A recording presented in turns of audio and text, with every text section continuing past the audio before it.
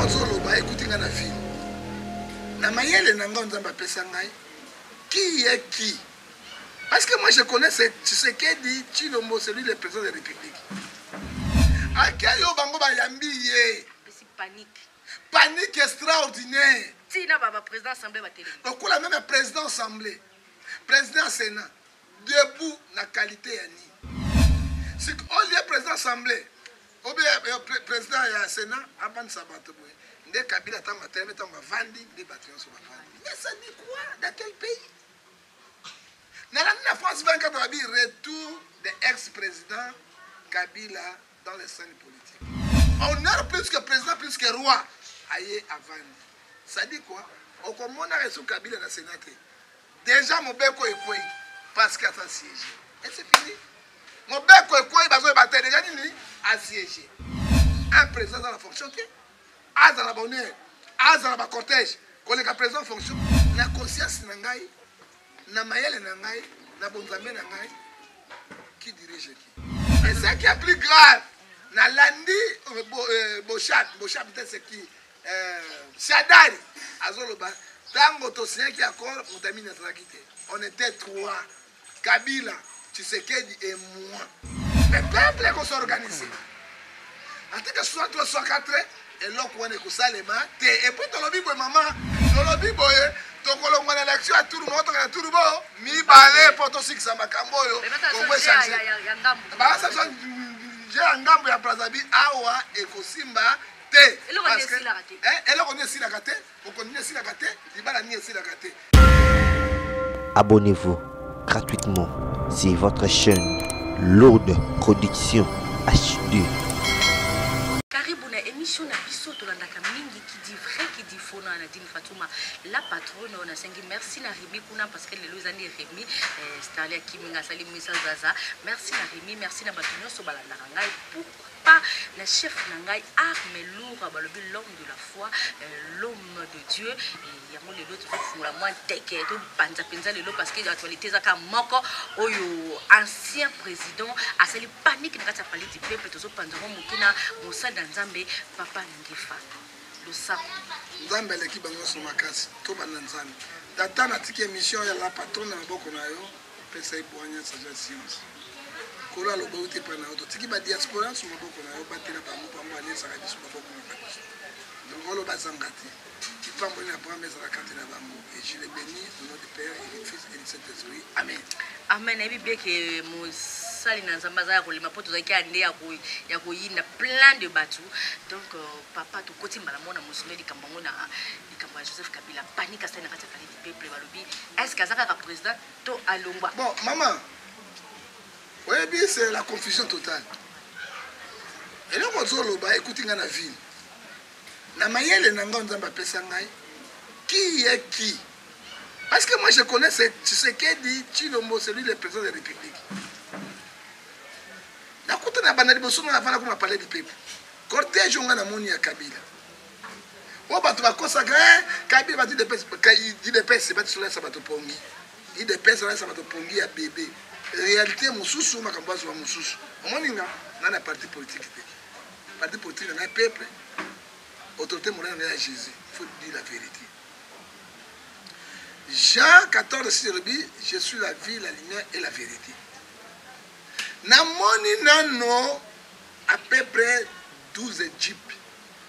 Plein d'amour.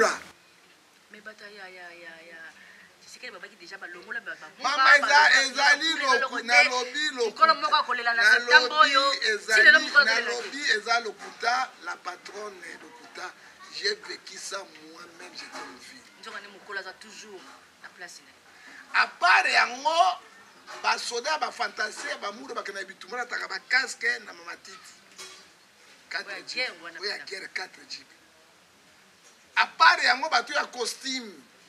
Ba sodo privé. Na ambulance. Et tant avec les motards, cortège s'il vous plaît, sénateur. Est-ce que c'est ça la et Zaragatamba à mon côté, un président destitué, Oyovandi, Ogogoza Masusna, Kaka Djip Moko, na quelques policiers, il y a garde et c'est fini. Mais ce que nous voyons au Kinshasa, on a Mouni Angolobi, ça dit quelque chose. Kabila longo wana tout le moto soka zo le kana ba motard ba telemi. À côté na Sénat, et le banque sangani. Il est sénateur comme tout autre sénateur. C'est ça. À quel yo bango ba yambi ye. C'est panique. Panique extraordinaire. Tina baba président assemblée ba telemi. Donc la même président assemblée, président Sénat, debout na qualité ya ni. Ce qui te pays na vie politique. Président assemblée nationale na président Sénat bazaba konji ya Kabila. On a dit parce que Kabila est un sénateur comme tout autre sénateur. Badi Bangaza premier ministre sénateur. Et Kokota encore dans tapis rouge comme chef d'État en fonction. Kokome a comme on a battu bazo applaudi si ça bizimbu. Chinarambo yonde azo pepa bato pour la chef d'État. Ça dit à quoi 19 ans Kabila ça a pouvoir apporter Congolais. Qu'est-ce qu'il a fait au Congo? Les Congolais sont comme moi. Je ne suis pas contre Kabila. Mais j'ai dit les choses qui sont réelles. Et tu as placé au Kabila Vandaki. C'est qu'on y a président assemblée. Ou bien président du Sénat, avant Sabato. Dès Kabila est en train de vendre des bâtiments sur la vente. Mais ça dit quoi? Dans quel pays? Dans la France 24, on a dit retour de l'ex-président Kabila dans les scènes politiques. Ça dit quoi? Kabila n'est pas assez payé Sabatoté.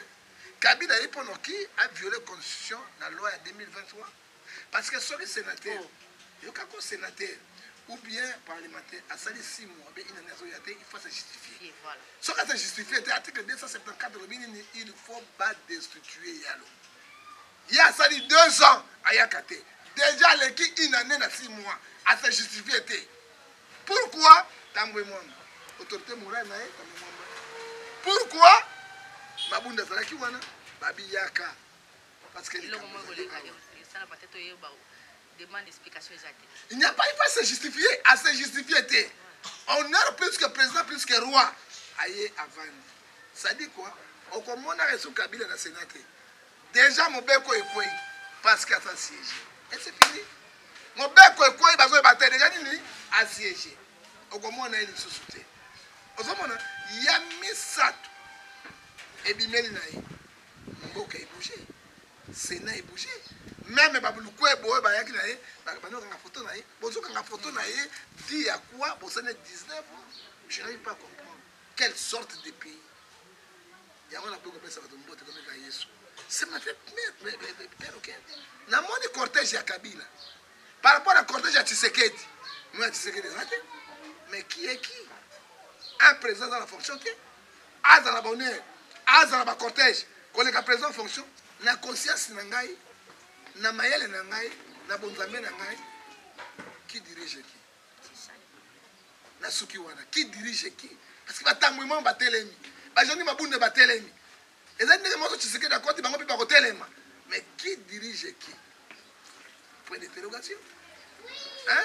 Ça dit quoi? C'est l'accord Oyo Ezome Mamboka, non concession de la République. Recensement, recensement, fait ça la 5 ans. Je sais que. Vraiment, on appelle Simbote na arme lourde, on appelle arme lourde, Ngolo Amunene Mpoka. Parce qu'il y a Sanza Kapenda, Binoko Benga Chokolilo, la carte de France. Recensement na mboka na biso IDPS bazo provoquer yango ekosala 10 ans. Mais mbongo bazo ba bibisa pour na recensement. Bato musu bazana ba problème bato bazo ba pasi ba ndeleza malunga te kolia malunga te. Comment ko wena ko ça recensement sur le les a facile nango ba sa ndimba ko tsholo pango o angole ba refula biso ndenge. Ba refula c'est ça le problème et dans le sens c'est parce que nango ba refula biso ndenge. Lokola to komi en 2020 tozolanda yango bali ko poussa élection. Et là, il y a IDPS. Et aussi, maintenant, c'est bateau à Kashi Balobi. On va aller à l'élection de 2023 de Bayokanaki. Au moment où recensement dans Mboka Nabiso, pour passer à complet, c'est 10 ans. Nous avons 90 millions d'habitants, il faut 10 ans de recensement. Au moment où 10 ans, avant de ça, l'élection, il faut tout ça recensement. L'élection, vous arrêtez, vous avez la carte électorale. Mbaron de voter par conduire à son seigneur de réformer. Donc, le professeur Roger Mapouya, Biboala, asalaki déjà bareforme wana tozwa bato ya seni ya solo ya bosembo oyo bakataka makambo solo non les aventuriers parce que soki esalemi te c'est le peuple qui paie.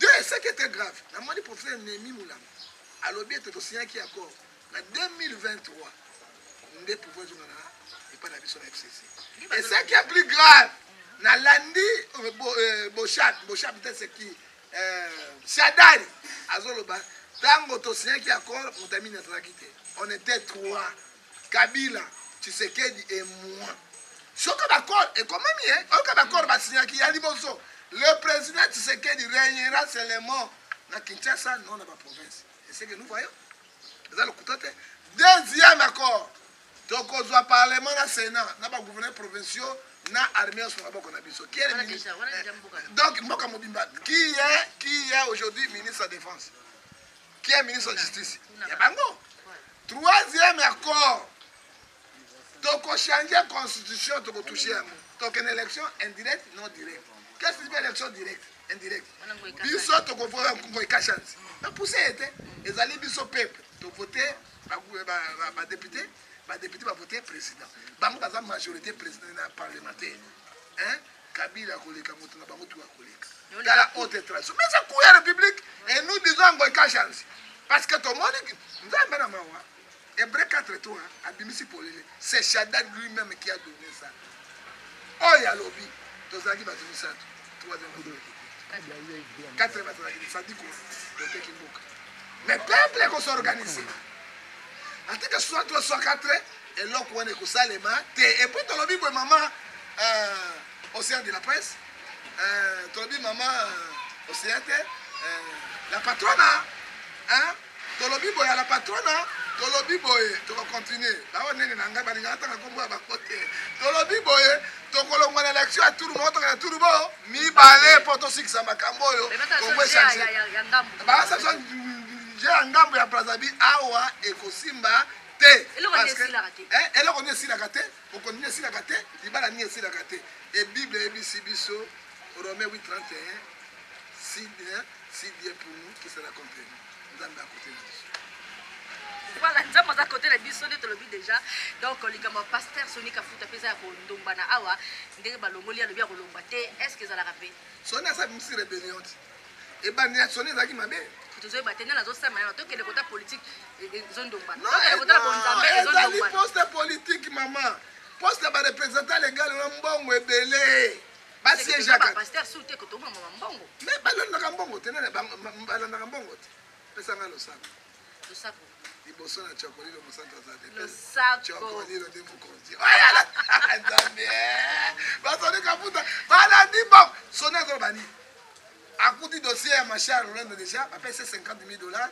plus jeep $50,000 na jeep Soni motoki nini atoki onga na boye Soni akoboya $50,000 na jeep c'est haute trahison ya mibale ya Soni Kafuta akoka na esika wana te bareligie balobaka mingi te bachifu religie nakendaki pa président apesaka eloko mais bopundaka te mpo mutu oyo kozala na chargeinfluence chargeifo botala mwasi moko mutu bopesa mutu charge deja aza na nzela deja malamu mingi te na ndenge ya bien Timothée elobi yango Timothée fille de Sarah bato baseme église ezosilaka te mboka esilaka te moto okotia te charge moto okotia charge église bande esilaka te banda esilaka te bamilio ebimi esilaka te ofrande ebimi non attention même bamisimi bapesaki mbongo même catholique epesaki mbongo même yesu apesaki mbongo wana tute quand eloko baruti atonga quand eloko paster baruti atonga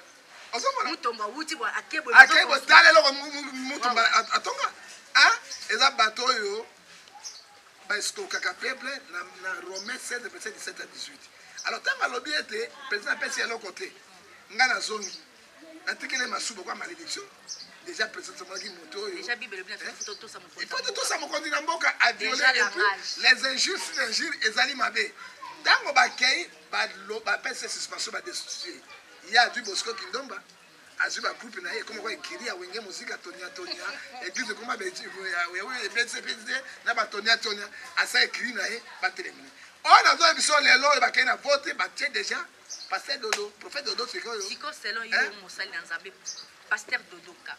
Oui, bien. Nayebi Dodoka va te, mais Dodoka bazali conseil na présidence ya Tshisekedi. Yango moni mukuna. Oh, parce que Sonia aza muta Kabila.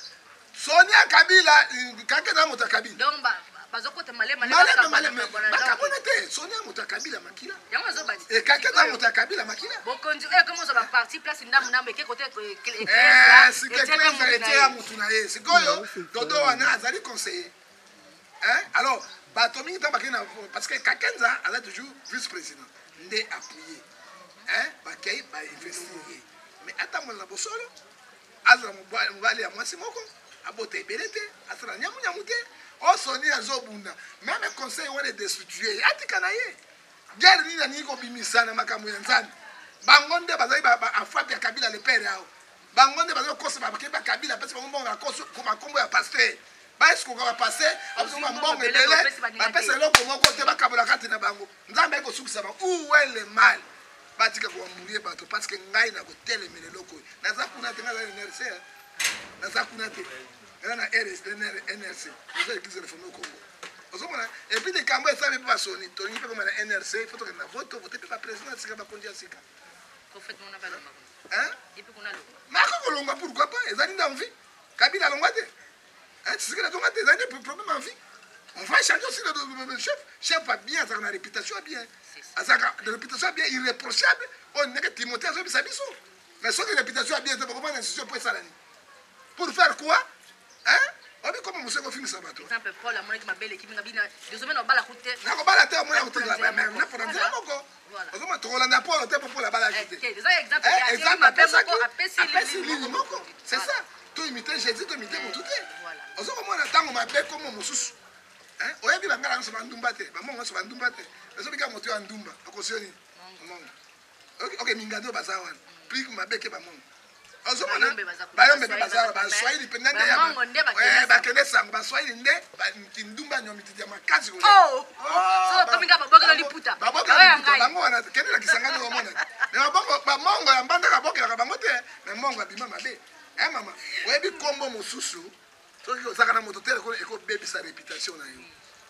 OK hein, yango moni Bible le bina biso na Matthieu 6 verset 24, to la nzilabo, nzila minete.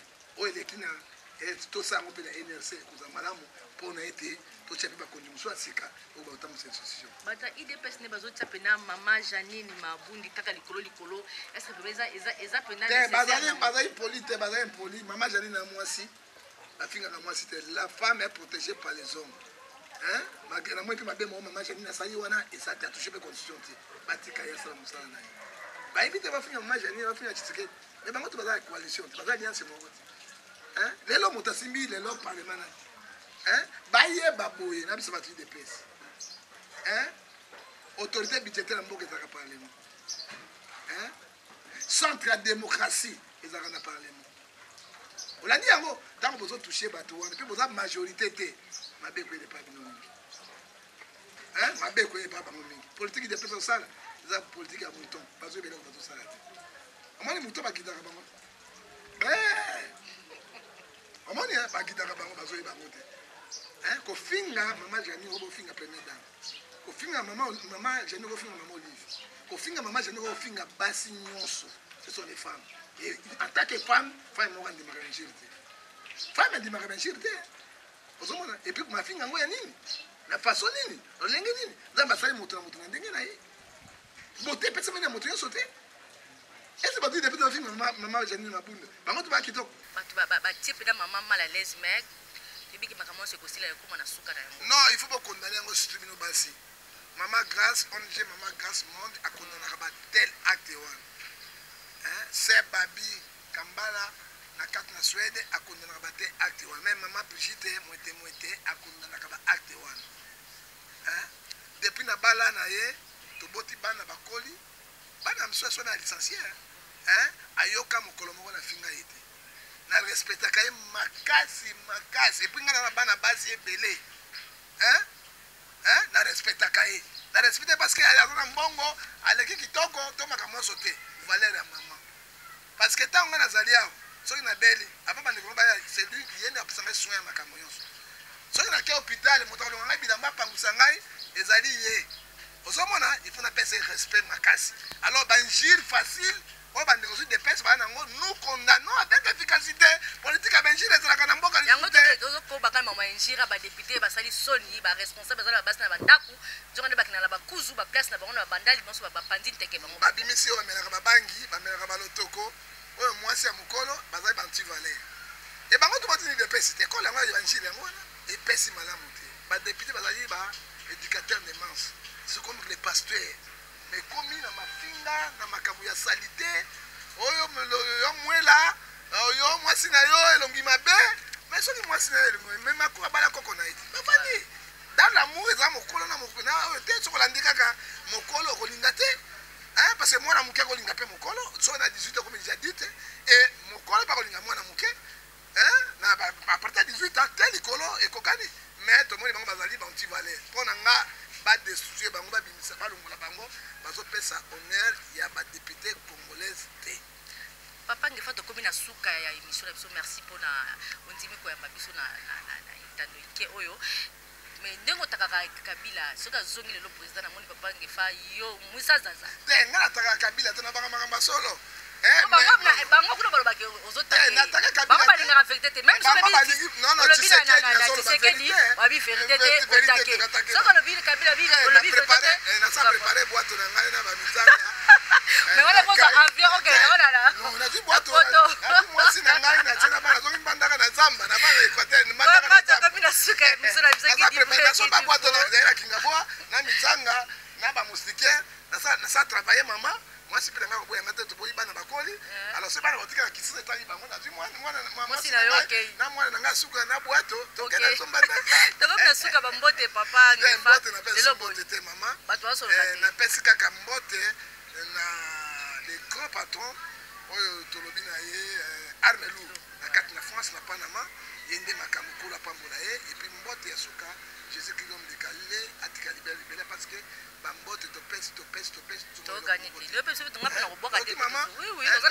na numéro na ngai songo ozwa ngai 00243 89 610 49 41 ozonga na WhatsApp numéro mosuku ozwa ngai na 00243 81 807 26 78 pe privé na ngai 00243 99 99 42 937 que mon Dieu vous bénisse. Papa Ngefa opesi adresse église te parce que nous kolinga sambela papa Ngefa kombo église yaka dimanche na pesa na boy ba infiltré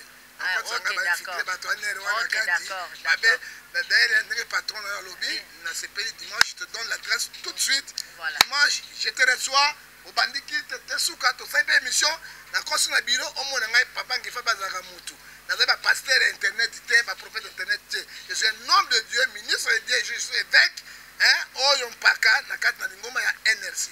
Merci Papa Ngefa, je crois bien Papa Ngefa zaki clair a fini motuté alors ça peut contre motuté alors vika kama makambo ndenge zalaka partout dans le monde dans la logique makambo to kena ndenge loi ezoloba merci to comme na suka émission ce qui dit vrai qui dit faux et merci na Rémi, merci na mon chef Armelou, l'homme de la foi, l'homme de Dieu et merci na empereur Espoir Mayabou balobi yonde et merci à la prochaine numéro.